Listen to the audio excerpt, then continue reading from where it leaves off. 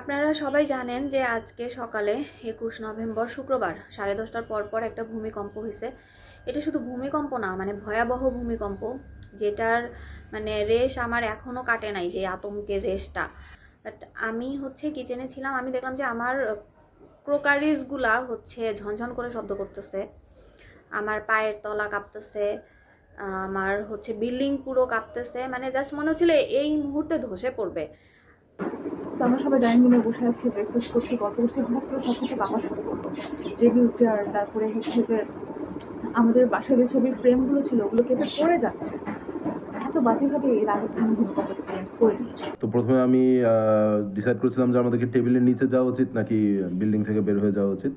তখন যখন দেখলাম যে টেবিল বা ফ্যান সবই কাঁপছে, আমরা নিচ তলায় থাকি, আমি দরজা দিয়ে বেরিয়ে গেলাম এবং বের হয়ে দেখলাম যে রাস্তায় সব মানুষ বিল্ডিং থেকে দোকানপাট ছেড়ে জড়ো হচ্ছে। বাইরে থেকেই বোঝা যাচ্ছে যে বিল্ডিংগুলো কাঁপছে এবং তারা বিল্ডিংয়ের দিকে তাকিয়ে আছে।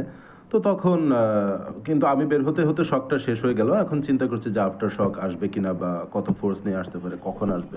হঠাৎ করে দেখি বিছানা খুব জোরে দুলুনি হচ্ছে এবং একটু পরেই দেখতে পেলাম যে এই যে থাই গ্লাসগুলো, বারান্দার থাই গ্লাসগুলো এরকম প্রচণ্ড জোরে ঝাঁকুনি হচ্ছে। তো দৌড়ে ডাইনিং রুমে চলে গেলাম এবং ওখানে গিয়ে ডাইনিং টেবিলের নিচে আশ্রয় নিলাম।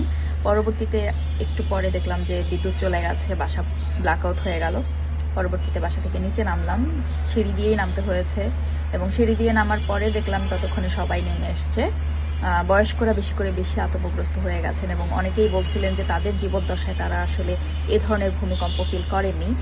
প্রচন্ড ঝাঁকুনিতে ঘুম ভাঙলো। আমি যে খাটে ঘুমিয়েছিলাম খাটটা রীতিমতো কাঁপছিল এবং আশেপাশে যে ফার্নিচারগুলো, যে কাঁচের ফার্নিচারগুলো সেগুলো দিয়ে আওয়াজ হচ্ছিল।